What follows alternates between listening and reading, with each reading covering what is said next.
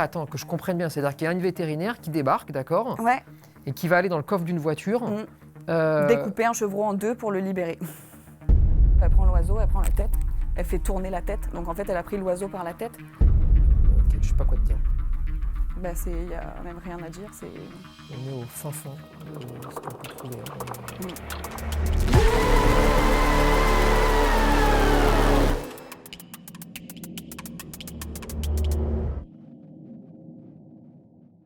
Salut à tous, bienvenue sur Esprit Dog. Aujourd'hui, on va recevoir Pénélope. Pénélope, elle est assistante vétérinaire. Je pense qu'on peut dire qu'elle a travaillé dans la clinique de l'enfer. Le pire endroit où un assistant vétérinaire peut tomber pour faire sa formation. Elle va nous raconter tout ça, elle va nous raconter tout ce qu'elle a vu, tout ce qu'elle a vécu. Juste avant, merci pour tout le soutien que vous nous apportez au quotidien. Et donc, je me permets juste de vous demander de ne pas oublier de vous abonner parce que ça donne beaucoup d'énergie, beaucoup de force à la chaîne. Et ça nous permet de vous faire découvrir ce genre d'aventure, ces histoires comme celle de Pénélope. J'espère que vous êtes bien assis, bien accrochés. Allez, on va la retrouver. Avant de commencer cette nouvelle aventure, ce nouveau programme avec nous, pour nous il est essentiel ce programme et on cherchait un partenaire pour nous accompagner et ça sera Kozu cette fois-ci. Pour le coup, je tiens à les remercier parce qu'il n'y a pas d'historique de ce programme. Autant il va vous plaire, autant il vous plaira pas du tout. Mais eux, ils ont eu envie de nous accompagner là-dedans, surtout que ça les concerne un petit peu. Ils sont dans le même milieu, c'est l'assurance santé. Alors, Kozu, c'est qui ? C'est une assurance santé qui se veut une des moins chères du marché, mais qui veut surtout arriver à vous proposer des gammes de prix pour tout le monde. Ils ont des dizaines et des dizaines d'offres, dont la première qui commence, si je ne vous dis pas de bêtises, à 5,15 € par mois. Donc c'est vraiment pas grand-chose. En plus de ça, ils ont une téléconsultation, d'accord, quand vous êtes client chez eux, qui est 24 heures sur 24, 7 jours sur 7. En gros, tu as une urgence, c'est la nuit, tu sais pas trop si c'est une urgence ou si c'en est pas une, eh ben, tu peux passer un coup de téléphone et eux vont tout de suite t'orienter sur « ne vous inquiétez pas, ça peut attendre demain » ou alors « foncez chez votre vétérinaire » parce que là, il faut le faire voir. Kozu surtout, parce que là, je vous en parle comme si c'était évident que ce soit que dans le chien. Bah non, parce que c'est aussi le chat. C'est 100% digital. Il vous rembourse sous 48 heures tous les frais vétérinaires. Kozu, ça fonctionne en France métropolitaine, en Corse et dans les Drom. Et surtout pour les sceptiques, parce que moi j'ai été sceptique pendant très longtemps des assurances santé. J'étais pas sûr que ça vaille vraiment le coup, d'accord ? Vous pouvez en un seul clic, en suivant le lien que je vous mets dans la description, faire un devis en ligne. Et le devis, en réalité, allez, pour les plus lents, ceux qui découvrent un peu l'internet, c'est 30-40 secondes. Et pour ceux qui sont un peu plus speed, en 20 secondes, vous avez un devis en ligne. Ça vous convient ? Vous prenez. Ça vous convient pas ? Vous connaissez la maison, hein. Hop, ça dégage et on n'en parle plus jamais. Bon, vous connaissez la règle, hein. Hop, on discute, on négocie, comme ça là, on a réussi à vous avoir un mois offert avec le code ESPRITDOG1. Évidemment, on va aussi vous mettre un QR code pour vous faciliter le truc. Hop, une petite photo et vous partez directement sur le site. Mais c'est pas fini, parce qu'ils sont joueurs un peu Kozu, hein. Ils ont fait un quiz qu'ils ont appelé Quizou. C'est tout mignon, Quizou. C'est un quiz autour de la prévention, d'accord ? Si vous y répondez bien, vous avez un mois de plus qui est offert. Si vous y répondez mal, petit conseil d'expert, vous débranchez la box, vous la rebranchez, ça régénère une IP et vous rejouez. Et comme ça, à la fin, normalement, vous allez toujours avoir un mois de plus offert. Donc résultat, entre notre code et leur quiz, 2 mois offerts. Franchement, c'est pas dégueu. En plus de ça, vraiment, ça s'adresse à tout le monde. Ils ont vraiment essayé de se dire, allez, tout le monde doit pouvoir assurer son animal. Et ça, je trouve ça vraiment bien en termes de démarche. Et surtout, un point très intéressant et très fort, tous les conseillers, si jamais vous avez une question, sont dans le même bureau. Il n'y a pas un qui se trouve là-bas, l'autre qui se trouve à l'autre bout, bref. Non, tout le monde est au même endroit et donc tout le monde peut aussi s'entraider pour arriver à vous donner la réponse la plus précise et surtout arriver à vous guider pour le mieux. Encore une fois, merci à Kozu de sponsoriser la vidéo. On va aller rejoindre Pénélope, qu'on a beaucoup à vous dire. Eh bien Pénélope, bonjour. Bonjour. Merci d'être venue aujourd'hui. Avec plaisir. Tu vas un peu nous raconter un peu ton histoire, Ouais. qui est assez extraordinaire. On va y revenir plus longuement après. Mais c'est assez fou, tout ce qui t'est arrivé. Oui. C'est même difficile à croire, en tout cas à se dire, putain, mais est-ce que réellement ça peut exister, tout ça ? Juste avant, toi, les animaux, t'as toujours eu envie de bosser avec ? Alors moi, c'est une passion depuis que je suis vraiment toute petite, en fait. J'ai toujours vécu avec des animaux. Je voulais faire mes études, du coup, dans le milieu animalier, D'accord. qui me passionnait depuis toujours et je voulais vraiment un métier passion. J'ai commencé par des études de comportementaliste canin et ensuite Ok. j'ai enchaîné sur des études d'auxiliaire vétérinaire. Alors attends, déjà, ASV, c'est auxiliaire Spécialisé vétérinaire. C'est ça. D'accord. Ouais. Donc, c'est un choix que j'ai fait parce que dans le milieu du comportement canin, en fait, quand j'ai ouvert ma boîte, c'était en période de Covid. J'ai eu l'occasion de commencer à développer mon activité avec l'un de mes chiens qui était super, un berger australien, que j'emmenais partout avec moi. Et malheureusement, un jour, il a eu une grave maladie. Il est parti à cause d'un cancer et j'ai pas su remonter la pente et me dire je retourne au travail sans mon... D'accord, oui, je comprends. C'était vraiment presque mon collègue de travail, quoi, finalement. Et du coup, avec tout ce qui s'est passé pendant sa maladie, j'ai côtoyé énormément de vétérinaires. J'ai été dans des grandes structures, des plus petites, des spécialistes, des vétérinaires conventionnels normaux. Enfin, j'ai vraiment beaucoup été en contact avec le milieu de la médecine vétérinaire. Et je me suis dit que j'aimerais me sentir encore plus utile, même si je me sentais déjà utile avant dans mon métier. Être là autant pour les gens que pour les animaux qui se retrouvent chez le vétérinaire pour qui c'est pas du tout naturel et il y a aussi du coup une question de comportement qui rentrait là-dedans. Donc en fait c'était un petit peu un plus à ce que j'avais déjà appris. Je le voyais comme quelque chose qui allait me permettre de combiner mes connaissances pour m'améliorer dans mon métier avec les animaux. Et c'est quoi le cursus un petit peu il faut faire quoi pour arriver Donc on peut le faire de différentes manières. En soi, pour être auxiliaire vétérinaire, il n'y a pas forcément besoin de faire des études. N'importe qui peut rentrer dans un cabinet, faire des stages, etc. Moi, j'ai choisi de passer par le GIPSA. Donc c'est la voie la plus conventionnelle qui nous donne un diplôme d'État français d'auxiliaire spécialité vétérinaire qui se passe sur 2 ans. Donc moi, je l'ai fait à Montpellier. C'était la première année où ils ouvraient la formation. Donc il faut trouver un maître de stage avant d'entrer dans cette formation-là. Un vétérinaire ? Un vétérinaire obligatoirement. Il faut faire un petit stage de 2 semaines et ensuite ce maître de stage devient notre maître de formation. Quoi. Ça veut dire que tu n'es pas obligé d'aller en école pour être auxiliaire vétérinaire ? Non, pas forcément. Il y a des auxiliaires vétérinaires qui sont rentrés en clinique parce qu'elles avaient une possibilité, il y avait une place de disponible. Si le vétérinaire il est OK pour te prendre, il n'y a pas besoin d'école ? Pas besoin. Et donc vous n'avez pas de théorie ? C'est-à-dire que pour ceux qui ne vont pas à l'école, celle que vous allez apprendre dans le cabinet vétérinaire, le vétérinaire va vous donner de la théorie, mais sinon il n'y a pas de cours quoi. Alors si on ne fait pas le GIPSA, il n'y a pas de cours. Moi en l'occurrence, vu que je faisais le GIPSA, j'avais des cours. J'étais 3 semaines en clinique et 1 semaine en cours. Donc on a quand même 1 semaine par mois de cours, on va dire, hormis l'été où là on est totalement en clinique vétérinaire. Mais sinon, on a 1 semaine par mois de cours où on se déplace, où on est une trentaine d'ASV dans une salle avec des professeurs qui vont être des vétérinaires, des personnes qui vont s'occuper plus de la législation. Enfin, vraiment, il y a différents côtés, différents modules où on va devoir se former, apprendre la théorie, l'appliquer une fois qu'on est en retour en clinique. Quand on fait notre formation. Non, parce que attends, tu as tous les, par exemple, au niveau sanitaire, par exemple. Il y a énormément de choses. Il y a énormément de choses. Ça doit s'apprendre quand même. C'est-à-dire que tu peux pas... c'est incroyable ce que tu me dis. Ça veut dire que les gens, quand ils arrivent chez un vétérinaire, donc il y a plein d'assistants ou assistantes vétérinaires, il y en a devant eux qui n'ont potentiellement jamais reçu de formation théorique de la part de professeurs ou d'un organisme. C'est vraiment juste le vétérinaire qui va leur apprendre sur le tas. Après, il y a des ASV qui ne vont pas avoir accès à... Enfin, comme tu dis, l'hygiène, peu importe l'ASV, elle le fera. Hein. Il y a différents secteurs. Quand tu travailles en tant qu'ASV, il y en a qui vont être en chirurgie, il y en a qui vont être plus à l'accueil, il y en a qui vont être plus en contention. Mais même si tu n'es que à l'accueil, il y a énormément de législation à connaître. Et dans tous les cas, tu vas être obligé de faire du ménage à un moment ou à un autre. Donc selon les chiens qui viennent avec des pathologies différentes, parfois très contagieuses, il faut avoir quand même des connaissances sur toutes les méthodes de prévention et risques sanitaires, quoi. Les ASV, tu m'arrêtes si je me trompe, mais vous êtes quand même les premières personnes qu'on voit quand on rentre chez un véto, quand on a besoin d'un conseil pour un vermifuge. On est la vitrine de la clinique en fait. Le vétérinaire, lui, il est là dans un second temps, il va vraiment prendre en charge le patient et il va poser son diagnostic, etc. Mais nous, c'est vrai qu'à l'entrée, c'est nous qui allons accueillir le client, c'est nous qui allons... On a besoin d'être formé quoi qu'il arrive, ou alors de dire je suis en formation. Il ne faut pas avoir peur de dire je suis en formation, et du coup je vais demander à un collègue ou à un vétérinaire, même si les gens parfois doivent patienter quelques minutes.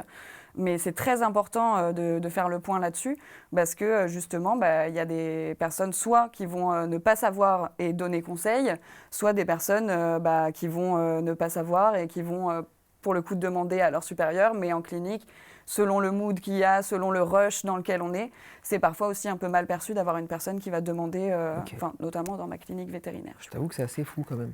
Enfin, dans le domaine du médical, je pensais quand même que c'était un peu plus encadré. Ouais. Ça me semble assez dingue. Et toi, tu vas donc passer par une voie plus traditionnelle, donc avec une école. Ouais, exactement. Et tu vas chercher un maître de stage, c'est ça? Ouais, je vais chercher un maître de stage. J'ai fait mes CV et j'y suis allée sans trouver d'annonce ou autre, mais juste déposer mes CV partout en disant que je voulais faire le GIPSA et que... Et c'est eux qui t'ont répondu en premier, quoi? Dans l'heure. Enfin, vraiment, ça a été très, très rapide. Et moi, je me disais, mais waouh, quelle chance. Je pensais que j'étais une personne incroyable, un peu, en me disant, mais ils m'ont adorée, alors que j'étais pas au bout de mes peines. C'est la première fois qu'ils avaient un élève qui allait dans ce cabinet vétérinaire? Non. Non, c'est pas la première fois, hein? Non. Ok. Ça, on y reviendra un petit peu plus longuement, parce que moi, il y a des choses comme ça qui me perturbent, surtout après ce qui t'est arrivé. Mais... Ouais. Et donc, tu vas attaquer le premier jour, c'est ça? Ouais. Je vais attaquer le premier jour, donc ils vont m'appeler. À la base, je devais prendre le mercredi. Ouais. Et je reçois un appel de la clinique vétérinaire qui me dit est-ce que ça te dérange de commencer plutôt le mardi? Donc moi, il n'y a pas de souci pour moi. J'étais très motivée, j'étais déjà passionnée alors que je ne connaissais pas le métier. Donc du coup, je leur dis pas de souci. On me dit on aura besoin d'une aide en chirurgie, donc on a besoin d'une personne en plus. Moi, je me suis simplement dit que j'allais être la personne en plus, mais pas forcément la personne en chirurgie, du coup, vu que ça aurait été mon premier jour. Comment ça se passe? C'est-à-dire, c'est une grande clinique, il y a beaucoup de... C'est pas une très grande clinique, mais c'est pas une toute petite clinique non plus. C'est pas un cabinet médical, c'est une clinique vétérinaire, quoi. C'est vraiment, tu vas avoir une salle de chirurgie, une salle de radiologie, une salle d'écho. On a 3 salles de consultation, 2 vétérinaires en poste minimum. Après, il y en a eu d'autres qui sont venus et repartis pour différentes raisons. Mais c'est quand même un cabinet qui brasse un petit peu. C'est pas un hôpital vétérinaire, une grande clinique, mais ça va, quoi. Ta première impression quand tu arrives là-bas, tu te dis quoi? En fait, c'est difficile parce que moi, déjà, je me dis que les vétérinaires sont peut-être un petit peu froids, mais bon, ça, je partais du fait que c'était des vétérinaires, c'est un patron, c'est pas très important pour moi qu'ils soient très souriants ou autre. Ils paraissaient assez bienveillants à la base aussi, mes collègues ASV, pas de soucis non plus. Et puis moi, surtout, je connais parce que j'ai été propriétaire de chiens qui ont été chez le vétérinaire, mais je connais pas du tout comment ça se passe normalement une clinique vétérinaire. Donc pour moi, tout est normal, en fait. C'est ça, hein. C'est ça, ouais. Okay. Enfin, je me faisais pas de mauvais a priori quand je suis rentrée en stage, que j'ai appris à connaître l'équipe, etc., quoi. Ok. Donc premier jour, et là, ça se passe comment? Et là, j'arrive à la clinique, je récupère du coup une blouse, un pantalon, etc. Je vais ensuite voir les vétérinaires et il y a la vétérinaire du coup qui me dit qu'elle va partir en opération sur un chien qui va devoir avoir une opération thorax ouvert en fait. Donc on va avoir le cœur et les poumons à nu. Il va falloir faire une anesthésie un petit peu particulière pour ce chien-là parce que du coup c'est pas une anesthésie générale classique, il va falloir l'intuber, etc. Donc c'est des termes déjà que moi je connaissais pas du tout. Toi, t'as jamais rien fait? Ah non, moi t'as même pas commencé les cours, rien du tout, quoi. Rien du tout. Ok. Et là j'arrive et du coup les autres ASV préparent le petit chien sur la table.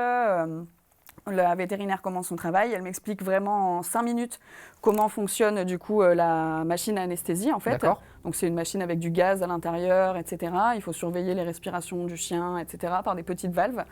Mais si on me l'explique en 5 minutes, je vais sur le moment peut-être comprendre, mais après il faut quand même plus de temps, il faut de l'expérience, il faut des explications, il faut beaucoup de choses avant de pouvoir avoir la vie d'un chien entre ses mains.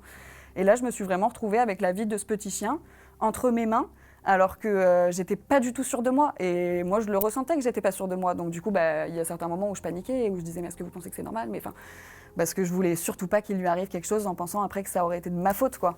Mais attends, dis-moi. T'arrives le premier jour, il y a un chien qui se fait ouvrir le thorax, d'accord? Donc c'est pas rien, hein? Non. Et là, on te demande... de gérer son anesthésie. De lui permettre de respirer, de lui permettre de vivre, c'est... Mais ok, et les assistantes véto qui sont là... Elles sont occupées. Sont occupées à quoi? Alors à ce moment-là, j'avoue que je me souviens plus du tout ce qu'elles étaient en train de faire. Mais du fait qu'il m'avait appelé moi en avance, je pense qu'il devait y avoir... généralement, on a un vétérinaire qui faisait beaucoup d'écho du cœur. Donc échocardio, ça prend très longtemps. Il faut rester dans une position, la même position pendant très longtemps. Donc je pense qu'il devait déjà y avoir des échocardios prévus dans la journée.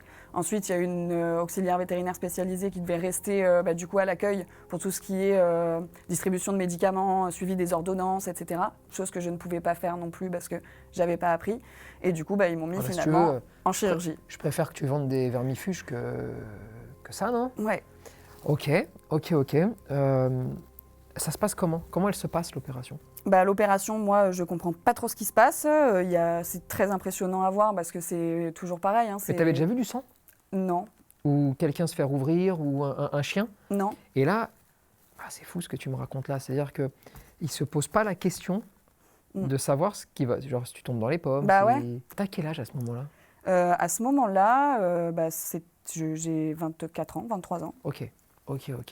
Et c'est quoi? Tu vas te faire disputer, ça va se tendre. Comment ça se passe? En fait, ça se tend, oui, parce que du coup, moi, je pose des questions, la véto peut pas forcément répondre, donc du coup, elle crie dans la clinique pour avoir une ASV qui va se déplacer à ce moment-là pour venir contrôler en fait la machine d'anesthésie, pour voir effectivement si les questions que je pose sont des questions qui sont inquiétantes ou pas.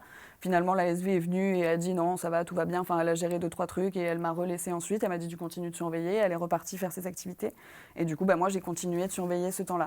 Mais il y a quand même eu un moment, du coup, où moi, me sentant pas du tout capable, avec les seules explications que j'avais eues, d'assister à la respiration de ce chien, alors que j'avais jamais fait ça de ma vie, où j'ai commencé à stresser, effectivement, et où même quand j'essaie de prendre sur moi... C'est la première fois que tu fais ça, tu viens de débarquer, c'est ouf. Et puis j'avais vu la maîtresse du chien et tout, enfin je me disais c'est pas possible, tu peux pas, c'est pas possible. Enfin, et attends, parce que ça se finit, donc okay. L'opération se termine. Comment va le chien? Le chien se réveille, il va plutôt bien. Moi je demande, j'avais envie de passer du temps avec lui, forcément c'était mon premier cas entre guillemets. Donc du coup j'étais déjà attachée à ce chien, même si je le connaissais très très peu. On le sort dehors, c'était moi qui m'occupais du coup de le sortir dehors, faire ses besoins, etc. Et il se remettait plutôt bien, mais il devait avoir une seconde opération la semaine suivante en fait. Voilà.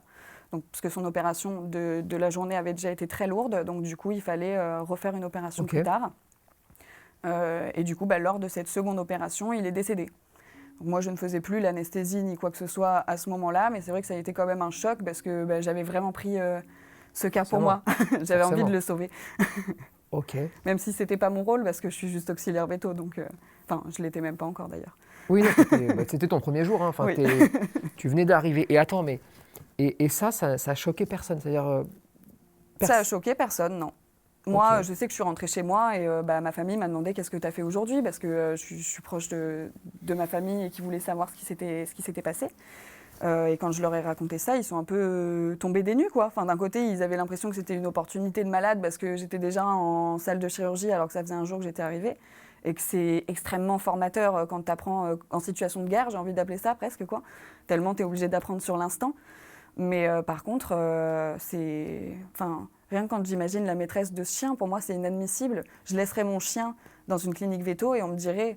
La personne qui l'a anesthésié, qui a géré la vie de votre chien pendant cette demi-heure, cette heure, le temps de l'opération, c'est une personne qui vient d'arriver à la clinique, qui ne connaît rien, qui n'a jamais fait ce style d'opération, de choses, quoi. Donc c'est... Et tu vas retourner, toi, à l'école à un moment donné, là? C'est-à-dire que c'est quoi? C'est une fois par semaine? C'est une fois toutes les 3 semaines. Une fois toutes les 3 semaines. Ouais. Quand tu retournes à l'école, d'accord? Ouais. J'imagine que tu dois expliquer ce que tu as fait, je sais pas, tu parles avec des profs, tu vois. Tu vas leur raconter ça? Je vais le raconter. Après, c'est toujours un peu compliqué parce qu'on est une trentaine d'ASV. Quand je retourne à l'école, là, c'est notre première semaine où on se trouve vraiment tous ensemble. Donc, il y a beaucoup de choses à mettre en place. Ils nous expliquent comment ça va se passer, etc. Après, ils nous demandent un ressenti sur notre clinique. Il y a d'une part un sentiment que toutes les jeunes ASV peuvent ressentir, c'est attention, il ne faut pas que je dise du mal sur ma clinique parce que c'est difficile à trouver. De trouver une clinique, hein, c'est ça? Voilà, c'est ça. Donc du coup, déjà, tu prends un peu sur toi en te disant il faut que je jauge, il faut que je fasse attention à ce que je vais dire, etc. Et en plus, il y a 30 personnes à qui on demande si ça se passe bien, si ça se passe mal. Donc il suffit d'être un petit peu timide ou autre pour ne pas forcément en parler tout de suite. Ce qui fait que toi, là, très clairement, t'es dépassé en vrai là par ce qu'il est en train de se passer. Dès le premier jour, oui, Ouais, j'ai envie de dire. ça va trop vite et tu te dis, mais est-ce que c'est normal? Oui, C'est parce que je pense que j'imagine que tu as un sentiment de est-ce que c'est normal ouais, ou est-ce que c'est complètement anormal? Mais tu peux pas vraiment le exactement. jauger. Ouais. Mais Et puis d'un côté, j'ai d'autres copines, du coup, que je viens juste de rencontrer, hein, parce que c'est vraiment ma première semaine, qui sont en clinique et à qui on demande qu'est-ce qu'elles ont fait et qui me disent moi j'ai fait le ménage, j'ai nettoyé les étagères, Mais justement, c'est quoi normalement, que tout le monde arrive à bien comprendre, c'est quoi les tâches d'une assistante veto? Donc ça va être bien sûr tout ce qui va être l'hygiène de la clinique vétérinaire, donc Oui. que ce soit de l'accueil, des salles de consultation de chirurgie ou autre. Ça va être l'assistance au vétérinaire, donc l'assister quand il fait des contentions, quand il a besoin d'aide pour un vaccin, pour une échocardio, ce genre de choses. Contention, c'est quoi? Contention, ça va Que être tout le le monde fait de tenir un animal en Ah fait. oui, d'accord, pour ok, que de le le maintenir dans la vétérinaire- position c'est souhaitée. ça, pour que le D'accord. vétérinaire puisse faire ses actes vétérinaires. Quoi. Voilà. Donc ça va être ce genre de choses, l'accueil du client. Il y a beaucoup de choses, c'est très très complet. On va des fois faire des analyses de sang, on est en même temps laborantin, femme de ménage, infirmière. Il y a énormément de choses qu'on va pouvoir faire dans la clinique. Chose que je faisais pas moi non plus, mais il y a même de la gestion des stocks, faire des commandes, regarder qu'on ait bien tout ce qu'il faut. Couteau suisse. Super complet, ouais, vraiment, Ok. on s'ennuie pas. Et quand tu racontes cette première journée à l'école, les profs, au-delà même du fait que tu sais pas trop si c'est bien ou pas, mais j'imagine qu'ils vous demandent ce que vous avez fait durant vos 3 semaines. Toi, j'ose imaginer que tu leur expliques, tu leur dis voilà, moi premier jour, j'ai fait ça. assisté en anesthésie, ouais. Ça n'a alerté ou perturbé personne? Non, j'avais à la limite des copines de ma classe qui me trouvaient chanceuse parce que du coup, j'avais fait des choses qui sont intéressantes, entre Bien sûr. guillemets. Mais ça, je comprends ça. Mais c'est ton prof, c'est quoi? C'est des vétos, les profs? Là, la professeure, il me semble, oui, qu'elle était vétérinaire, mais elle était surtout chercheuse. Elle faisait des recherches sur tout ce qui est maladies transmises par l'éthique, etc. D'accord. Et ça la perturbe pas que...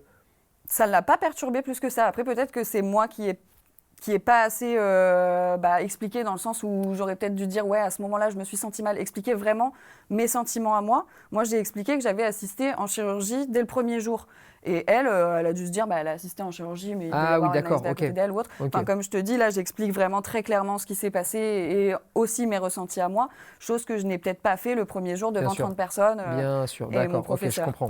Je comprends. Comment ça va se passer ensuite après ce premier jour?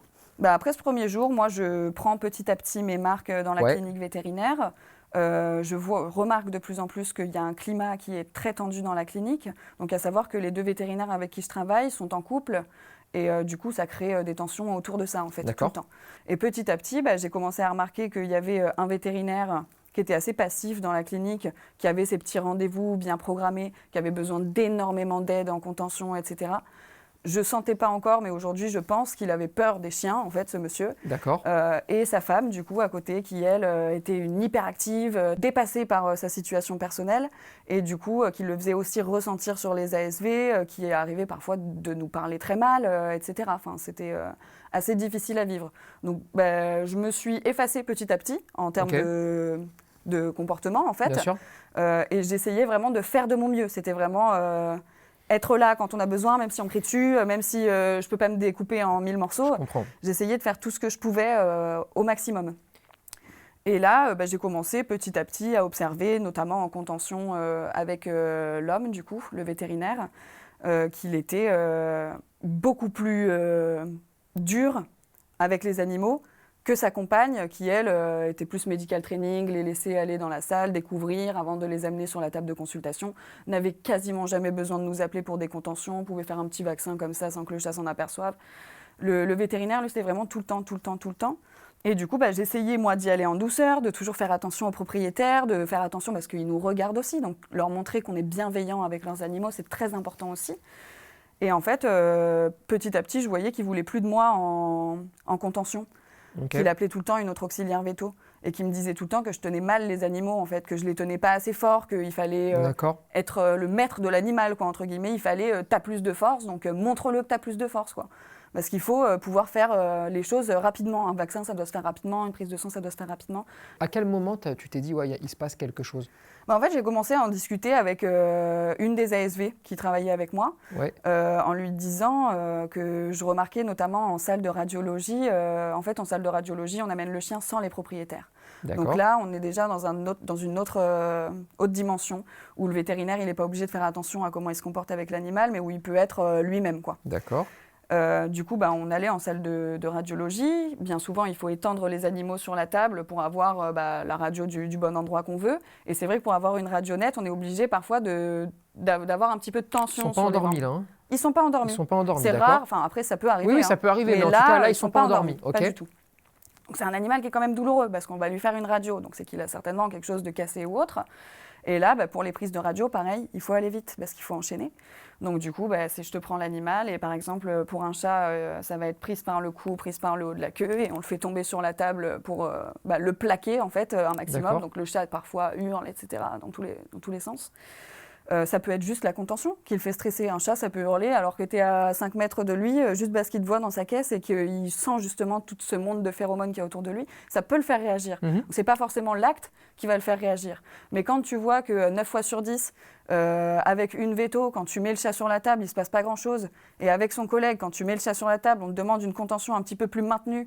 Et dans ce cas-là, le chat hurle. C'est vrai que petit à petit, je me disais, il est un peu dur avec les animaux quand même. Et du coup, j'ai demandé à ma collègue ASV, je lui ai dit, est-ce qu'avec toi, c'est pareil? Est-ce que tu as aussi ce ressenti? Est-ce que tu as déjà remarqué ça? Et elle m'a dit, oui, avec ce vétérinaire-là, oui, effectivement, c'est assez compliqué parce que le fait qu'il veuille toujours aller vite, toujours faire des économies, que ce soit dans le temps, en argent, etc., et qu'il ait cette peur des animaux aussi. Donc pour lui, maintenir fort un animal, ça va l'empêcher de se retourner et de te mordre, alors qu'en fait, ça fait juste monter encore plus l'envie qu'il a de te choper derrière, quoi. Mais bref, pour lui, c'était juste aller vite. Et elle était bien consciente qu'il était aussi dur.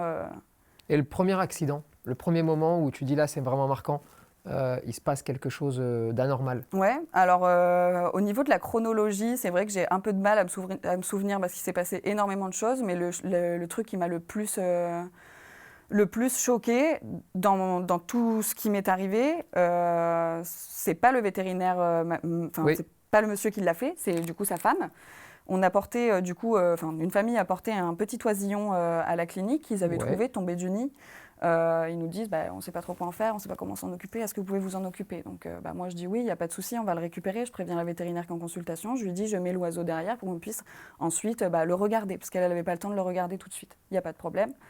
Je le mets derrière, je passe dans la clinique, j'étais en train de ranger des choses et tout, et je lui dis du coup on fait quoi de cet oiseau, parce qu'elle était sortie de sa salle de consulte.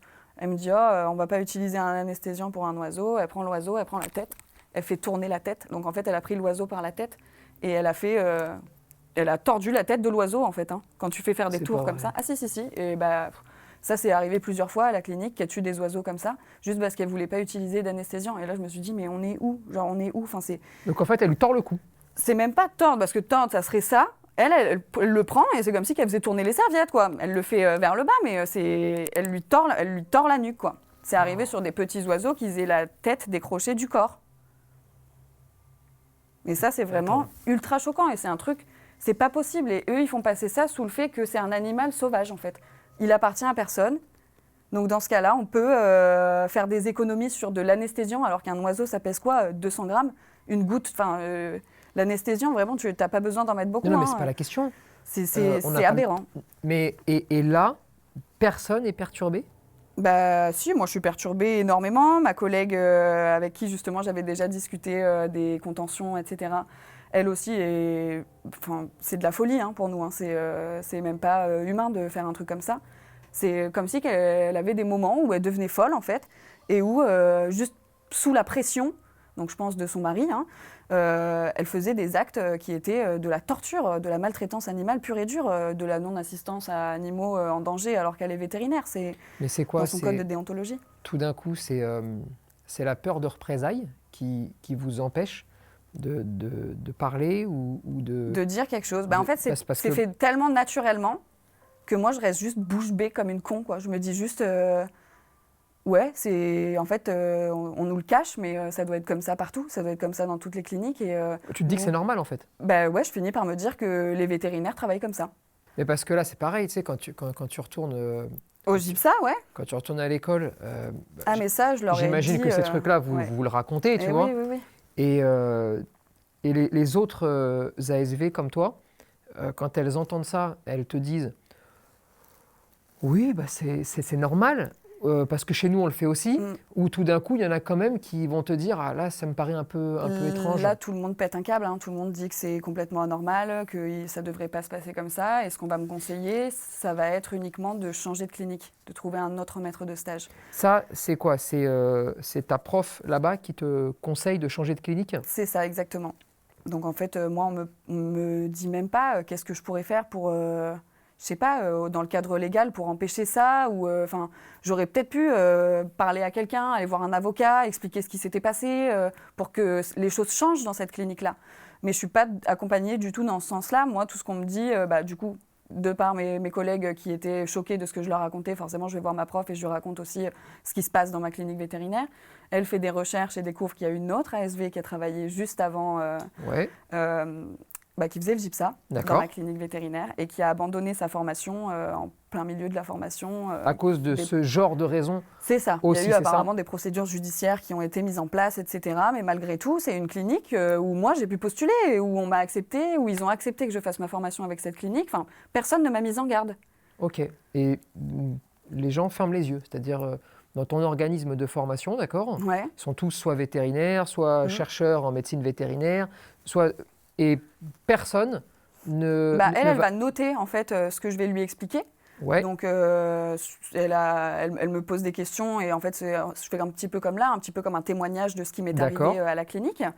Et finalement, après, elle me conseille de changer de clinique. Donc elle va essayer de m'aider à trouver de nouveaux maîtres de stage, etc. Ce qui est extrêmement difficile, comme je le disais au début. Et après, moi, j'en saurai pas plus sur la suite. Elle a pris mon témoignage. Peut-être qu'elle va l'utiliser, peut-être qu'elle va le faire remonter, peut-être qu'elle va... Ça fait combien de temps? Alors là, ça fait 2 ans. Et ils sont toujours en activité? La clinique est toujours ouverte. Je suis sûre que la femme est toujours en activité. Pour l'homme, j'en ai pas de certitude. D'accord. Mais en tout cas, la clinique est toujours ouverte. La clinique est toujours ouverte. Elle a été rachetée par un grand groupe. Donc maintenant, elle fait plus c'est plus le patron, mon patron en fait, mon ancien patron, le patron. D'accord. Voilà. Mais parce que ça, c'est pas la seule chose qui va t'arriver. Moi, tu me disais avant l'émission, ouais. Et tu m'as raconté une histoire avec une espèce de hache là ou de. Ah oui, alors ça c'était, il y a un jour, c'était terrible aussi. C'était aussi très choquant. Par contre, moi là, du coup, j'étais pas derrière le camion quand ça s'est passé. C'est ma collègue ASV qui y était, mais on nous appelle un matin en nous disant qu'il y a une brebis qui a eu un souci au niveau de la mise bas. Elle a son chevreau qui est resté coincé. Donc en fait, le chevreau est encore à la moitié à l'intérieur, à la moitié sorti du vagin de la chèvre. Donc là, attends, on a donc la chèvre qui est là, et le chevreau qui est moitié-moitié. Moite-moite. D'accord. Le chevreau est mort-né. Donc en fait, la chèvre, elle essaye de pousser pour faire sortir son chevreau depuis plusieurs heures, mais n'y arrive pas. Donc là, pour le coup, le pronostic vital de la chèvre est engagé. Donc il faut faire quelque chose pour la libérer de ce chevreau-là. C'est un vétérinaire, c'est un éleveur qui t'amène la chèvre ou... C'est un éleveur qui nous appelle et en fait, nous, on lui dit, bien sûr, venez tout de suite. Généralement, les éleveurs, nous, on nous disait, faites-les plutôt venir à l'arrière de la clinique pour pas qu'ils rentrent, que ce soit plutôt choquant pour tout le monde. On les fait rentrer par l'arrière, etc. Quand ils ont un souci comme ça. Quand ils ont un gros souci comme ça. D'accord. Du coup, elle arrive à l'arrière de la clinique. Moi, j'étais occupée à autre chose à ce moment-là. Donc, la vétérinaire part dehors avec ma collègue ASV. Et finalement, elle décide, la vétérinaire, du coup, de ne pas amener la chèvre en salle de chirurgie. D'accord. Mais d'opérer directement dans le coffre de la camionnette. Sur le parking? Sur le parking. Okay. Dans le coffre, sur le parking. Donc, elle monte dans le coffre. On avait du matériel pour tout ce qui va être coupé des os, etc. En chirurgie, c'est du matériel qui est spécifique et où normalement, c'est un matériel qui va être utilisé uniquement pour ça. Nous, déjà, dans la clinique, au côté hygiène, c'était pas trop ça. Okay. Donc, sanitairement parlant, un peu compliqué d'utiliser ce qu'elle a utilisé, mais bon, c'est pas... Mais ça, on va le revoir un petit peu plus tard, parce qu'il y avait encore des choses assez folles là-dessus. Ouais. Mais là, attends, que je comprenne bien, c'est-à-dire qu'il y a une vétérinaire qui débarque, d'accord? Ouais. Et qui va aller dans le coffre d'une voiture. Découper un chevreau en 2 pour le libérer. Avec quoi elle va couper le chevreau? Avec une scie chirurgicale. Ok. Mais ce parking, c'est un parking que pour vous Ou non, enfin, tout le monde peut se garer là. Tout le monde peut se garer là. Tout le monde peut se garer là. Après, elle était dans le coffre de la camionnette, donc elle se pose même pas la question de si quelqu'un va la voir ou pas. Et au pire, comme je disais, en fait, dans cette clinique-là, j'avais vraiment l'impression qu'il y avait un des vétérinaires qui était très calme, cool, etc. Enfin, cool, pas dans le bon sens du terme, mais c'est pas grave.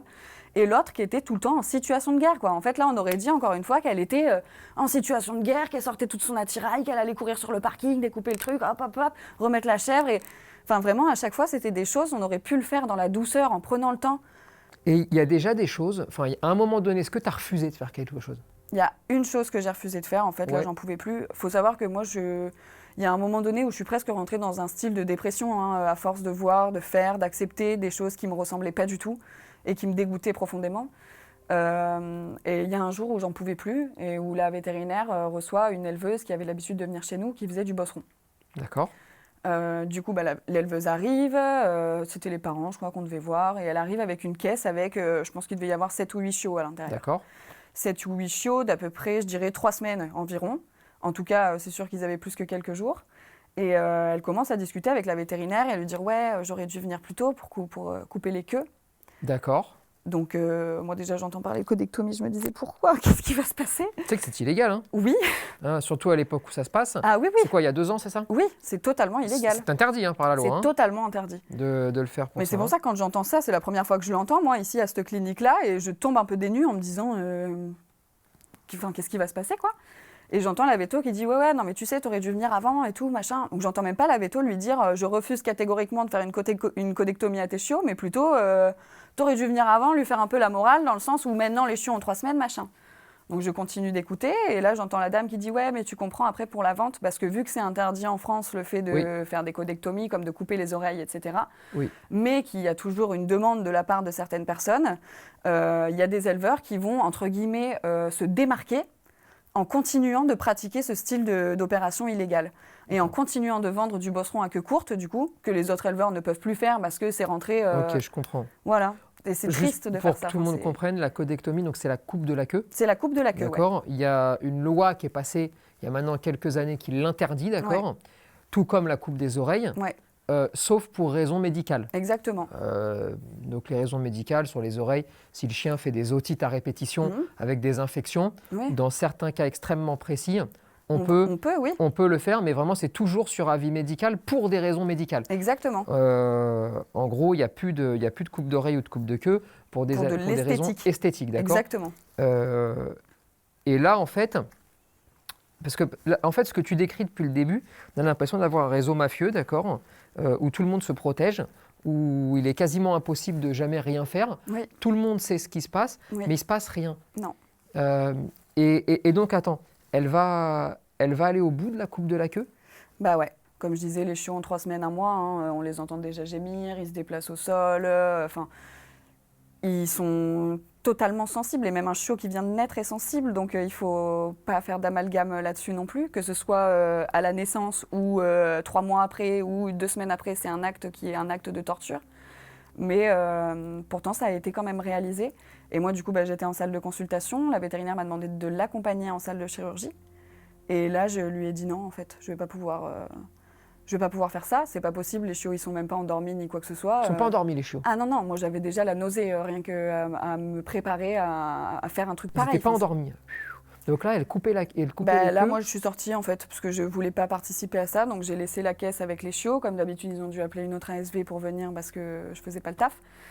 Et du coup, j'ai fermé la porte. Et en fait, c'est une porte coulissante, hein, donc j'entendais tout ce qui se passait derrière et j'ai entendu les chiots hurler. Mais c'est comme couper un doigt à un bébé. C'est vraiment, ça me met de l'émotion parce que c'est un traumatisme que j'ai vécu. C'est vraiment inimaginable d'entendre. On entend qu'ils souffrent. Enfin, faut pas être bête quand on entend ça, se dire les animaux sont en train de souffrir. On est en train de leur imposer une douleur qui n'est pas justifiée du tout. Et pour le coup, ça paraissait normal. Et en fait, ça s'est passé en peut-être 5-10 minutes maximum. Moi, je suis restée choquée derrière la porte. Je ne savais même plus où est-ce que je devais aller, ce que je devais faire. Et là, je vois la vétérinaire ressortir en trombe, comme d'habitude, parce qu'elle se déplaçait tout le temps en situation de guerre, comme à son habitude. Et l'ASV qui était en train de compter les queues. 1, 2, 3, 4, 5, 6, 7. C'est bon, on a fait tous les chiots et qui repart avec la véto. Et moi qui nettoie. Donc moi qui me retrouve face à une table de chirurgie avec du sang partout et 7 petites queues de bosseron. Vraiment, wow, enfin ça a été... Mais enfin, C'est pas un veto qui est sorti de je sais pas où et qui fait un peu son boui-boui dans son coin, quoi. C'est quelqu'un qui a fait de longues études, qui a beaucoup de compétences en chirurgie, mais qui, on ne sait pas pourquoi, je sais pas pourquoi, qui fait des actes de maltraitance à répétition sur des animaux. et ça, on peut rien faire. C'est-à-dire que c'est quelqu'un, personne va dénoncer ces gens-là à l'ordre des vétérinaires, à la police, parce que là, pour le coup, là, on parle même plus dans ce que tu racontes là, on parle plus de compétences. Là, on parle simplement d'illégalité. Ah oui, oui, oui. Tu vois, c'est si quelqu'un est capable de faire pousser de la drogue, même s'il a beaucoup de talent pour la faire pousser, C'est quand même illégal, mais oui. C'est quand même illégal. Oui, oui, oui. Et ça perturbe pas, c'est-à-dire que, enfin, je parle pas de toi, hein, parce Oui. que à l'âge que tu as à ce moment-là, et avec tout ce qu'il est en train de se passer, je conçois que tu sois complètement largué. Oui. C'est-à-dire que tu sais plus comment tu t'appelles à ce moment-là. Je sais plus comment je m'appelle et je vois juste un objectif, c'est avoir mon diplôme. En fait, c'est tout ce que je Bien vois. sûr. Et je me dis que si je lâche, eh ben, soit c'est parce que je suis trop sensible, soit c'est parce que je suis trop faible, ou je sais pas. Enfin, moi-même, je me mets à douter de mon éthique. Mais là, typiquement, quand tu refuses de faire ça, j'imagine qu'après, il va se passer quelque chose entre toi et cette vétérinaire. Non, elle a compris. Parce que pour elle-même, elle-même le sait que c'est de la torture, à mon avis. Et même elle, un des derniers messages qu'elle m'a envoyé, c'est qu'elle regrettait que je sois plus à la clinique avec eux, qu'elle regrettait mon efficacité, etc. Alors que moi, je veux pas être efficace à maltraiter les animaux. Hein. Moi, je veux être efficace à les aider, à apporter du bien, que ce soit aux propriétaires ou aux animaux. Vous faisiez quoi? Parce que tu me parles d'éleveur là, mais vous faisiez du particulier, donc personne qui vient avec son chien pour le faire soigner. Vous faisiez aussi des éleveurs et des associations aussi ou pas? Aussi, ouais. Et ça se passait comment? Alors, avec les associations, c'était un peu plus compliqué. En fait, moi, comme je le disais, mon veto, il faisait très attention à l'argent. Donc, il voulait absolument qu'on ne refuse rien. Donc, chaque personne qui allait venir au veto, on allait la recevoir. Les associations... Mais ça, c'est pas le rôle quand même d'un docteur? C'est le rôle d'un docteur. De ne pas refuser les gens? Oui, c'est totalement le rôle d'un docteur. Après, évidemment, les gens doivent payer la consultation, hein, c'est évident. Mais on ne peut pas refuser. Non, mais dans le sens où je connais peu de cliniques qui vont faire que les élevages ou que les particuliers ou que les associations. Oui, Bien souvent, les éleveurs refusent. Ils acceptent n'importe qui va venir avec des animaux. Par contre, là où il y avait une différence, ça va être sur les soins apportés aux animaux. Si c'est des animaux qui vont être d'élevage, par exemple, on avait notamment une dame qui venait avec de magnifiques Maine Coon. Elle, il fallait faire très attention. Même C'était les une ASV, éleveuse. Oui. Okay. Même les ASV, limite, n'avaient pas le droit de toucher la caisse de transport. La caisse de transport n'était pas mise dans les box d'hospitalisation, mais dans une salle à part pour être sûr qu'il n'y ait pas de contamination, de quoi que ce soit. Alors que ça doit être pareil pour tous les animaux. Mais bon, bref, c'est pas grave. Et puis après, tu avais les chats d'association. Donc eux, c'était vraiment... on faisait le taf et on était payé et basta, quoi. C'est le chat d'association, on ne va pas se demander ce qu'il ressent ni quoi que ce soit. Il est amené dans une cage-trappe. C'est les ASV qui s'en occupent. Le vétérinaire, à 0 moment, il va parler à une dame d'association, il va voir un chat d'association ou autre, mis à part quand il y a des grosses pathologies, mais souvent, il venait pour des stérilisations. C'est pour ça que je l'explique comme ça. Toi, tu stérilises des chats? Moi, j'ai fait une stérilisation sur un chat mâle, parce que j'étais en formation. Mais attends. Parce qu'après... Et tu peux juste expliquer en détail le travail d'une ASV, parce que on y est revenu au début, on en a parlé au début, mais alors, moi, de ma vie, je n'ai jamais entendu qu'une assistante veto faisait les stérilisations seule. C'est-à-dire que ton travail, c'est d'assister le vétérinaire. Oui. D'accord. C'est ça, hein, tu me dis si je me trompe. Hein, et là, tu me dis que quand c'est... On va se parler clairement. Oui. Quand c'est des chats de merde venant d'une association, ils n'en ont rien à foutre. Ils n'en ont rien à foutre. Et donc, ça pourrait être la voisine qui passe dans le coin, il la récupérerait pour faire une... Il lui montrerait quelquefois comment faire. Et oui, après, les femelles, on ne les faisait pas parce que c'est une opération qui est beaucoup plus compliquée. Donc, tu faisais les castrations, c'est ça? Castrations. D'accord, que tout le monde comprenne. Tu faisais les castrations. Et ça, c'était... En fait, je n'ai pas vu un seul vétérinaire opérer un seul chat mâle sauvage pendant 2 ans. C'est pas vrai. Et on en avait tous les jours. Et il y a des fois, ma collègue ASV, du coup, on se demande où est-ce qu'elle était quand moi, par exemple, j'étais en chirurgie en train de faire mon truc, où elle passait sa matinée parce qu'elle avait 5 chats sauvages. Et à côté, il fallait qu'elle fasse son travail. Et si elle faisait pas son travail à côté, après, elle se faisait taper sur les doigts. Mais en fait, c'est... Et quand c'est des stérilisations, donc des femelles, d'accord. Donc là, c'était un veto, celui qui était disponible. Toujours la même. Non, toujours le la même, veto d'accord. homme n'opère pas. Non, le monsieur ne faisait rien, d'accord. Mais, et donc, c'était toujours elle, ok. Oui. Le matériel utilisé, c'était le même. Le matériel utilisé était le même. Après, il y a eu des fois où on gardait clairement des aiguilles, par exemple. Des aiguilles qui sont à usage unique, qu'on ne jetait pas tout de suite. Ou des lames à usage unique, qu'on ne jetait pas tout de suite, ce genre de choses. Ça, c'est pareil, c'est pas possible. Ça veut dire que... on les utilisait jamais. Donc en fait, on se disait, on nous demande de ne pas les jeter. Et du coup, on les mettait on avait des petits tiroirs, on les mettait dans des petits tiroirs. Mais au bout d'un moment, c'est nous qui rangeons. Et on se rendait compte que nous, on les utilisait jamais. Et c'était nous qui endormions les chats. Hein. Bien souvent, même les chats de propriétaires, etc. C'est nous qui faisions les anesthésies pour les endormir. Ensuite, la veto arrive une fois que le chat est prêt sur la table comme ça pour faire son opération. D'accord. Mais sinon, c'était nous en amont qui préparions tout. Okay. Et en fait, moi, quand je faisais le ménage, je me disais, mais ça, ils nous demandent de les garder parce que, entre guillemets, ils sont radins. Mais dans tous les cas, nous, on ne les utilise pas. Donc, oui, mais si c'est un usage unique... C'est à usage unique, il ne faut pas les réutiliser. Eux, mais ils voulaient c'est comme... quand on va faire une prise de sang, on te le sort du petit plastique devant toi. Mais c'est ça, en fait, ça sort d'un plastique, peu importe. Nous, on a des petits tiroirs, comme j'expliquais, avec différentes tailles d'aiguilles qui sont emballées dans des plastiques. Donc, on va sortir un produit. Ouais, c'est ça. Et donc là, en fait, vous stockiez des aiguilles sorties des plastiques. Ouais, c'est arrivé, ouais. Pour les réutiliser. Après, oui. Même, par exemple, sur une portée de chats sauvages, la vétérinaire, elle allait dire, on doit faire les injections... d'antibiotiques et d'anti-inflammatoires à 7 chatons de la même portée, on ne change pas les aiguilles.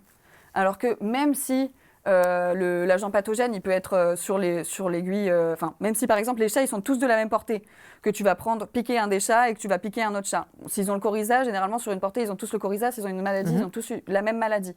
Mais par contre, les agents pathogènes qui peuvent s'ajouter sur ton aiguille entre le temps où tu vas piquer ton premier chat, faire ton opération, et le temps où tu vas préparer ton deuxième chat, le repiquer, etc., rien que ça, c'est pas censé être... Mais est-ce que tu peux m'éclairer juste sur un petit point ? Est-ce que techniquement, légalement, vous devez changer légalement, oui, on doit changer les aiguilles. Comme pour les humains. Oui, après chaque utilisation. C'est le même principe, hein, d'accord ? C'est le même principe. En fait, le sentiment que moi j'ai quand tu me racontes tout ça, c'est qu'on est dans l'illégalité la plus totale, mais presque, c'est normal. C'est-à-dire qu'on en vient même à trouver... comme des excuses. Eux, ils trouvent tout le temps des excuses, ouais. Parce qu'une fois que la loi elle est posée, la loi elle est posée. C'est-à-dire que si on ne change pas les aiguilles, on ne change pas les aiguilles. Ensuite, de savoir si une bactérie ou un agent pathogène, il va passer de... Je dirais que c'est même plus le souci ou une discussion, vu que c'est illégal. C'est illégal, oui. En fait, c'est comment eux, ils arrivent à te répondre quand, admettons, toi, tu aurais été ASV, tu aurais posé la question directement à la vétérinaire, c'est ce qu'elle t'aurait répondu dans le sens où elle t'aurait dit, c'est ce qu'elle m'a expliqué quand je lui ai posé la question, pourquoi on les garde alors que c'est censé être jeté, quoi. D'accord. Donc, en gros, ils partent du principe que si jamais ils ont une explication qui leur semble correcte, ils ont le droit d'être hors la loi. Oui, mais c'était pour tout, hein. On avait, par exemple, on a eu un jour comment ça s'appelle quand il y a les experts qui viennent, enfin les gens de l'hygiène qui viennent. Ouais. Là. Et là, ça a été branle-bas de combat dans la clinique. Donc, tout nettoyer, machin et trucs. On a par exemple un four, ça c'est ce qui me choquait le plus à chaque fois. Même quand je racontais à mes collègues ASV, elles se demandaient comment c'était possible. On a un four chirurgical qui va servir à stériliser le matériel de chirurgie. D'accord.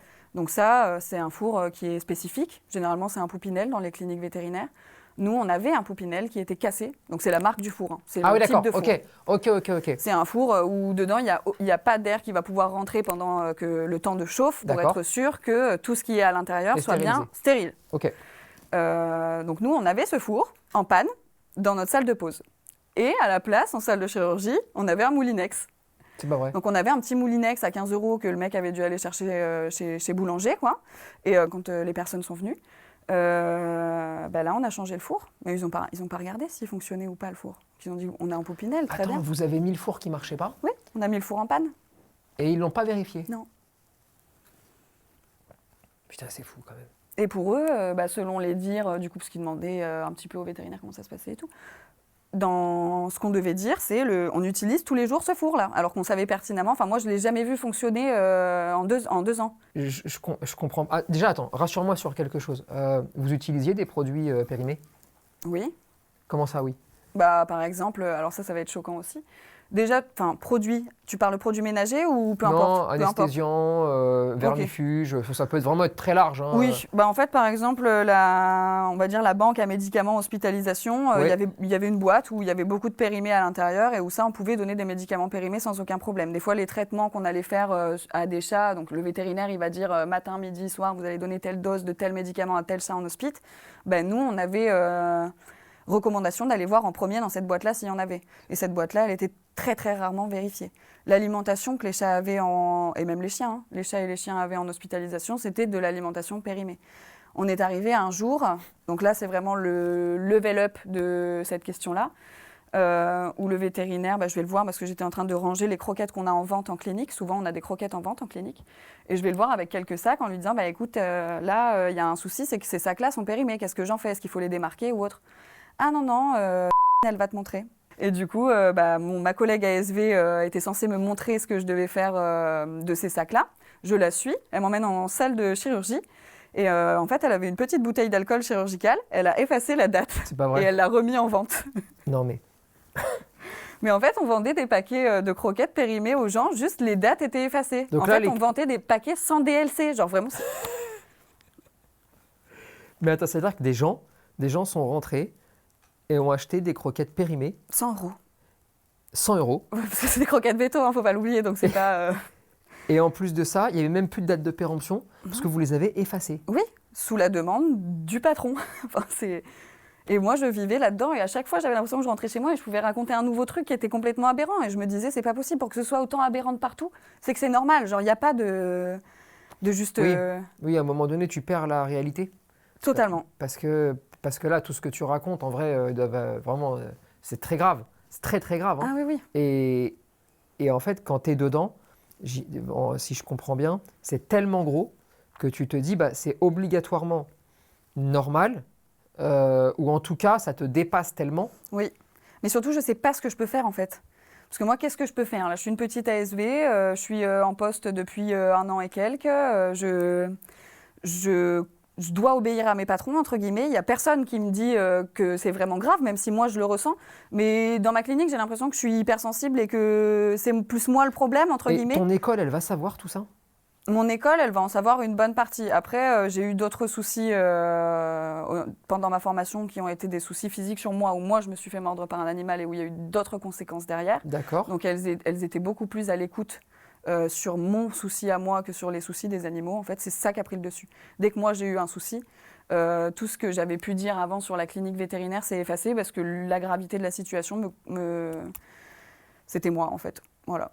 Du coup, là, je les ai totalement perdus de vue, que ce soit sur ce qu'ils allaient mettre en place pour qu'il y ait des choses qui soient mises en place pour que ces vétérinaires arrêtent d'exercer, ou je sais pas, que quelque chose soit fait, quoi.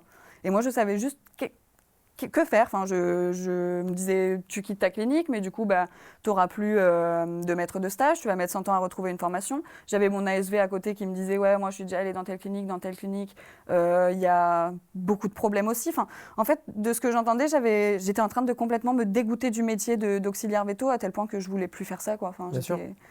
Et un truc qui se passe, qui peut arriver chez les vétos aussi, c'est les euthanasies. Oui, il y en a eu une, c'était un monsieur qui venait avec son chien, qui est rentré avec son chien en laisse, son chien marchait. C'était un vieux chien, un petit cairn, un truc comme ça, enfin un chien de petite taille. Il marchait tranquille, petit papy, il s'installe dans la salle de consulte. Moi, j'étais en train de nettoyer la table et j'écoute en même temps ce qu'ils étaient en train de se dire. Et le monsieur était en train de dire, ouais, vous savez, comme je vous ai dit la dernière fois, il est toujours incontinent et tout, c'est toujours autant difficile à gérer. Puis là, je vais devoir monter la semaine prochaine à Paris, donc dans le train et tout. Et puis ma vétérinaire l'a regardé et a dit, oui, donc vous pensez que c'est le moment de... Et il a dit, c'est vrai que ce serait quand même plus facile pour moi. Et on a euthanasié ce chien. C'est pas vrai. Mais vraiment, c'est un des trucs, pareil, je me suis dit, mais... À 0 moment, moi, dans ma tête, j'étais folle parce que j'avais les réponses pour ce monsieur. J'étais là en mode, vous partez à Paris, contactez une pet sitter, faites-le garder pendant 1 semaine. Enfin, J'avais des solutions à lui proposer avant, on va tuer ton chien, mais tu peux pas parler parce que c'est le vétérinaire qui doit discuter avec le client.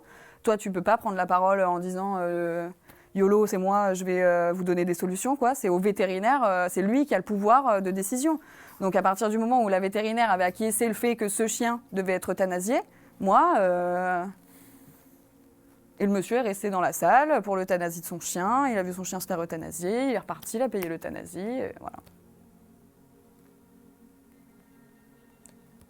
Ok, je sais pas quoi te dire. Bah il n'y a même rien à dire, c'est...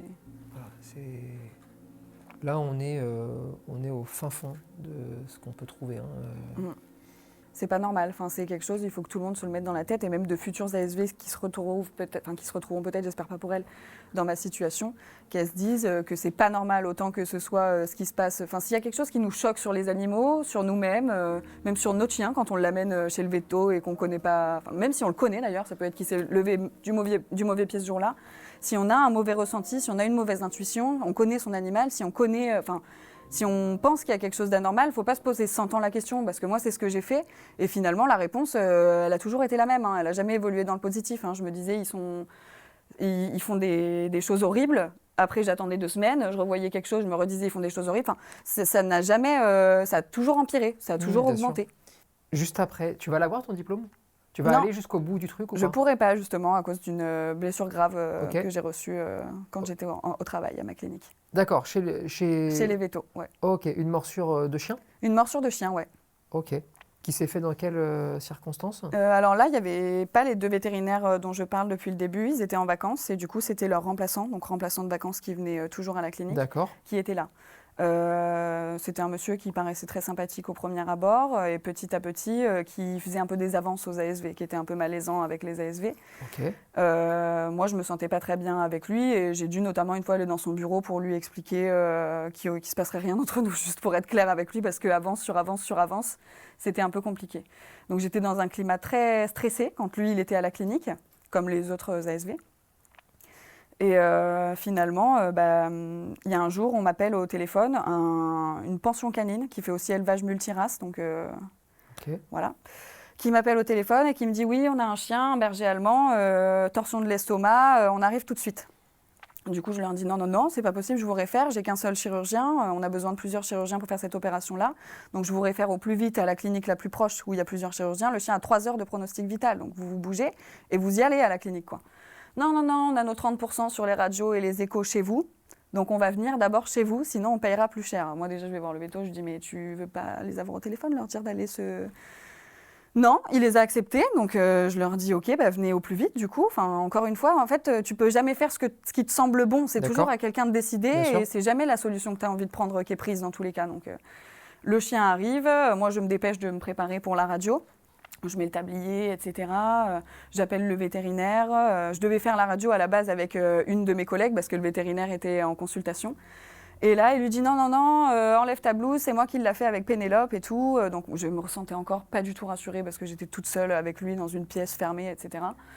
Et finalement, sous l'effet de l'urgence, encore une fois, on a pris le chien sans le museler ni quoi que ce soit. Donc c'est un chien qui était extrêmement douloureux parce qu'il avait quand même l'estomac qui était à l'envers.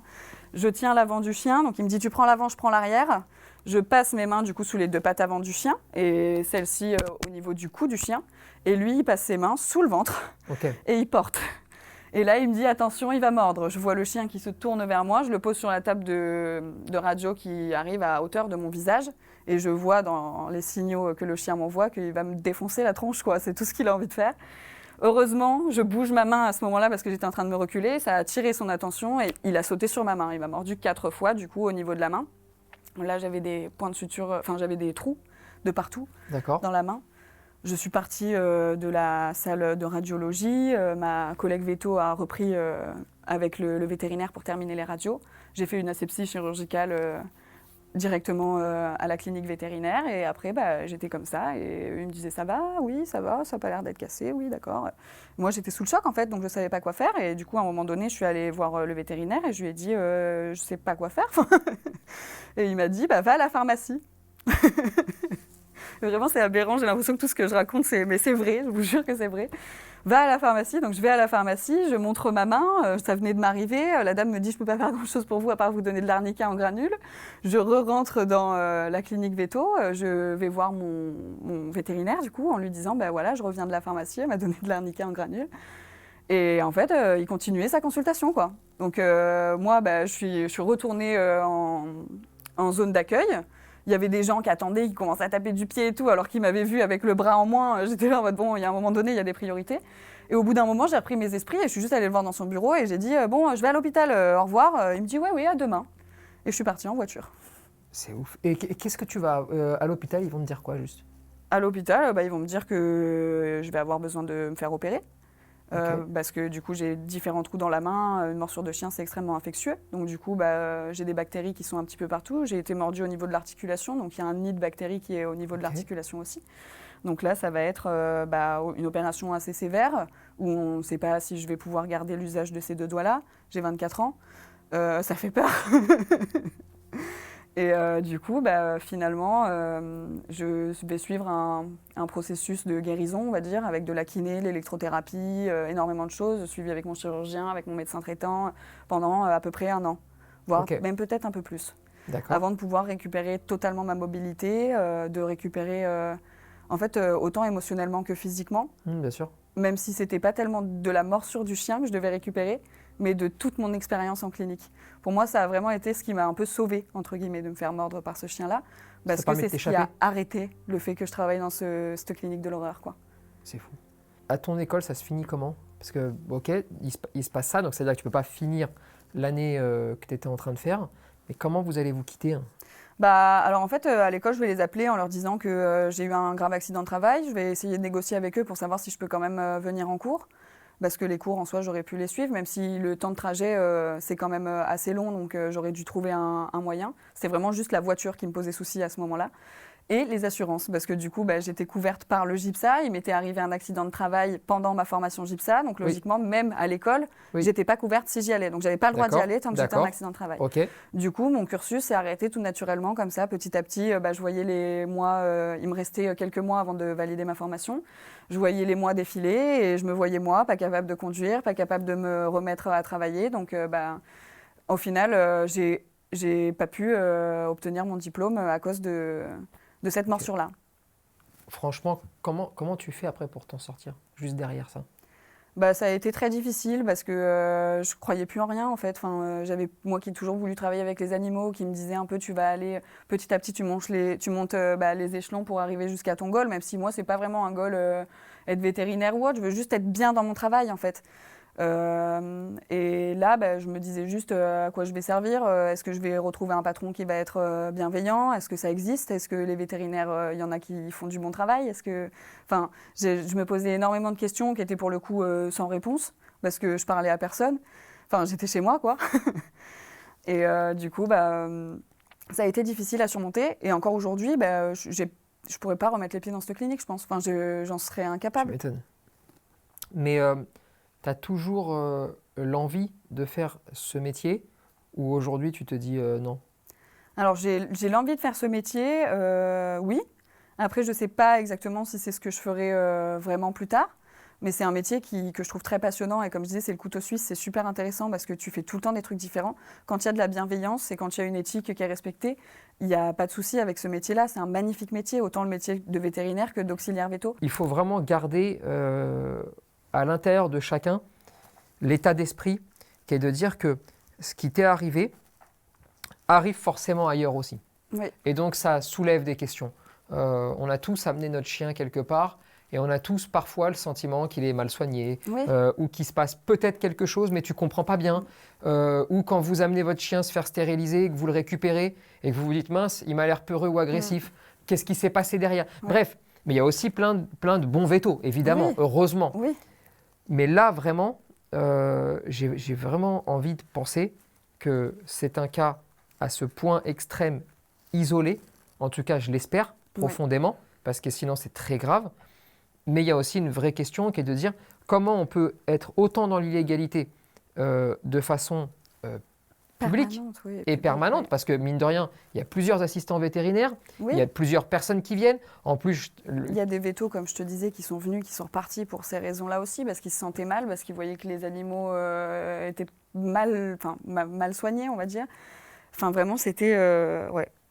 Et ça ne peut pas continuer. Et donc, je pense qu'à un moment donné, tout le monde doit prendre aussi ses responsabilités. L'école dans laquelle tu es, enfin, moi, mon point de vue, c'est que vraiment, j'en ai rien à foutre de connaître leurs prérogatives ou s'ils doivent gérer deux choses à la fois. Ouais. C'est pas parce que toi, tu as un souci que si je gère toi, je peux plus gérer ce qui se... Non, mon travail est de faire les deux. Fin de l'histoire. Ça me semble complètement hors du temps à ce point.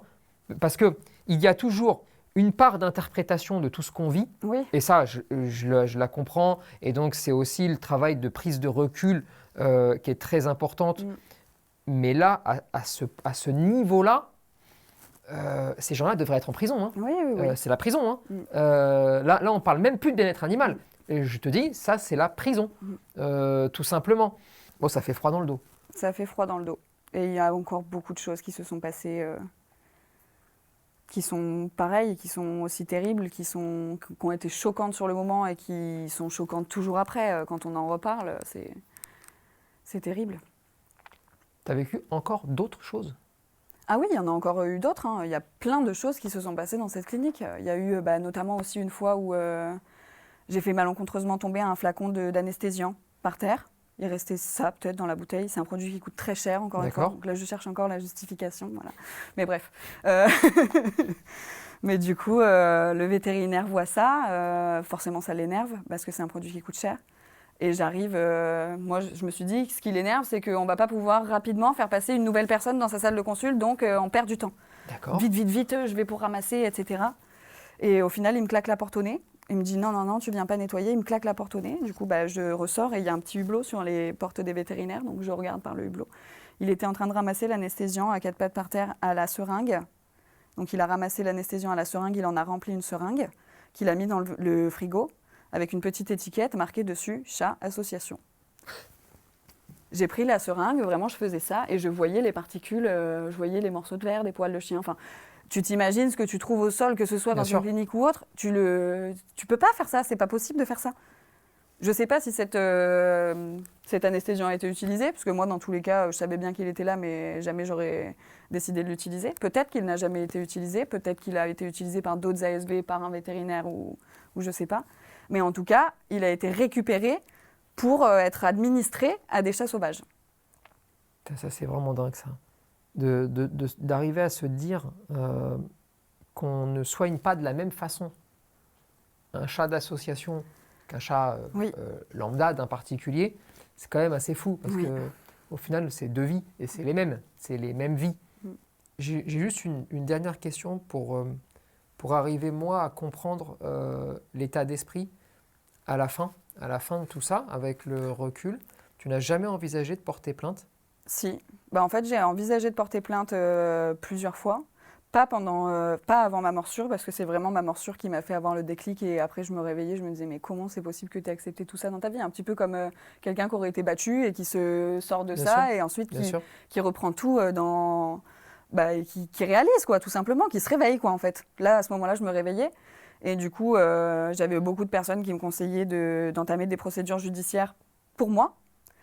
Moi, je voulais entamer des procédures judiciaires pour tout, mais j'en ai pas entamé du tout parce que j'ai été découragée par le fait qu'on me dise que je pouvais pas les accuser de tout. Je pouvais pas les accuser de ma main, de la maltraitance animale, de l'autre qui était un petit peu trop tactile et compagnie. Enfin, ils se disaient qu'en fait, on me disait que on me croirait pas, qu'on pensait que je veux juste enfoncer cette clinique. En fait, c'est tellement gros.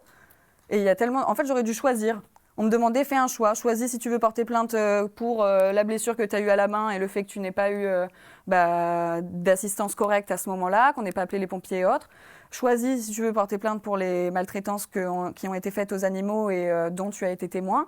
Ou alors, choisis si tu veux porter plainte pour un patron un petit peu abusif avec un comportement déplacé.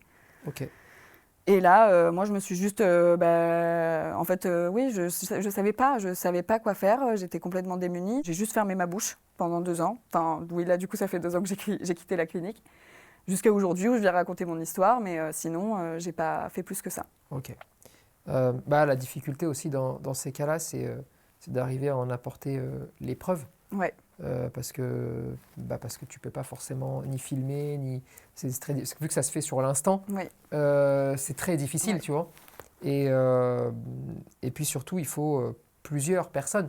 Mais c'est là où si les gens de la clinique ou qui sont passés par la clinique Oui. te voient, écoutent tout ça, moi je peux que les inciter après à faire quelque chose, à se réunir pour au moins mettre fin à ça parce que ça ne doit pas arriver, ça ne peut pas arriver. Non, ça peut pas. Et là c'est trop. Oui. C'est pas possible en fait. C'est plus de. Enfin, c'est même plus un travail de vétérinaire, c'est plus un travail de boucher du vivant ou je sais pas comment appeler ça, mais c'est très malsain, que ce soit pour les animaux, les personnes qui vivent là-dedans, même les vétérinaires eux-mêmes. C'est absolument pas, faut pas se dire que c'est normal et il faut fuir le plus vite possible et essayer de se faire aider soi-même déjà avant d'entamer peut-être des procédures parce que c'est toujours difficile de se reconstruire avant de pouvoir justement prendre le pas dessus, se dire c'est pas normal et taper du poing sur la table. Peut-être qu'il y a des gens qui seraient capables de le faire. Mais c'est vrai que c'est une situation qui est quand même... Il faut envisager un suivi de l'éducation nationale un tout petit peu plus dans l'accompagnement peut-être, pour arriver à être beaucoup plus à l'écoute et arriver à détecter ce type de problème. Tu vois. Ouais. Eh bien écoute Pénélope, en tout cas merci beaucoup pour ton témoignage. Avec plaisir. Je pense que ça va en retourner beaucoup. Oui. Évidemment, je le répète, toutes les cliniques vétérinaires et tous les vétérinaires ne sont pas comme ça. J'espère même que la grande majorité ne l'est pas. Je pense aussi qu'on peut qu'inviter les vétérinaires entre eux à réagir peut-être, à se dire que effectivement, chacun connaît peut-être quelqu'un qui fait ça dans sa clinique et que c'est peut-être l'heure juste d'arriver à se dire qu'il y a une différence entre un comportement qu'on juge déplacé envers les animaux mais qui reste dans la légalité. Ça c'est quelque chose où la loi doit évoluer, mais on ne peut pas trop y toucher. Et un comportement déplacé et qui ne respecte rien ni personne, et encore moins la loi. Et là, dans ces cas-là, peut-être que ce serait l'heure de bouger un petit peu. Ouais. Et bon courage à toi en tout cas. Merci beaucoup et à toutes les continue. personnes qui nous ont regardés aussi. Surtout prenez soin de vos animaux et si vous avez un jour un doute chez un vétérinaire, même si c'est un vétérinaire que vous connaissez sur les actes qu'il fait, tout simplement, posez des questions, demandez-lui, allez demander un deuxième avis si nécessaire. C'est jamais mauvais de demander un deuxième avis. Mais il y a des fois où ça ne vient pas de nous, où il y a vraiment un problème, comme pour moi dans ma clinique. Donc voilà, il ne faut pas hésiter. Eh ce sera le mot de la fin.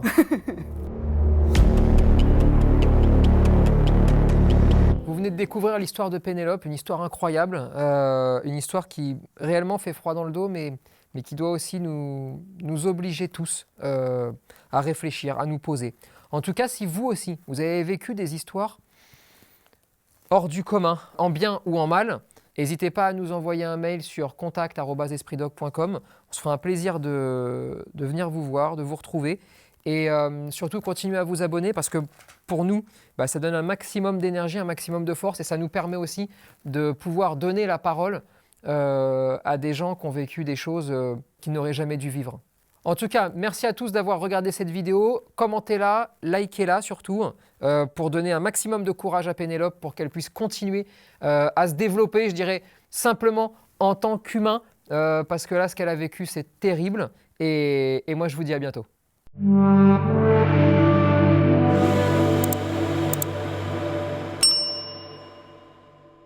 J'espère en tout cas que ce nouveau format vous a plu et surtout vous a transporté quelque part. Et ce quelque part, c'est une vraie réalité. Merci aussi à Kozu. Alors attention, n'allez pas vous faire rembourser les frais vétérinaires chez ce véto-là. Ce véto-là doit fermer, il ne faut pas y aller du tout. Mais en tout cas, chez tous les autres vétérinaires chez qui vous allez aller. Vous pouvez vous faire rembourser grâce à Kozu. Et comme je vous le disais au début de la vidéo, si jamais vous avez des doutes, si jamais vous êtes un peu sceptique sur les assurances santé, et comme je vous l'ai dit, moi je l'ai été. Petit devis en ligne, vous suivez le lien qui est directement dans la description. Allez, 20 secondes pour les meilleurs, 40 secondes pour les plus lents pour faire le devis. Et au moins comme ça, si c'est bien, ça continue. Si c'est pas bien, ça dégage. Et on ne se prend pas la tête. Et surtout, je vous invite à y aller et au moins à découvrir un petit peu leurs offres, à aller sur leur site, à aller farfouiller un petit peu. C'est vraiment qualitatif et surtout accessible pour tout le monde. Donc je les remercie encore une fois de nous avoir accompagnés dans ce voyage qui fait froid dans le dos.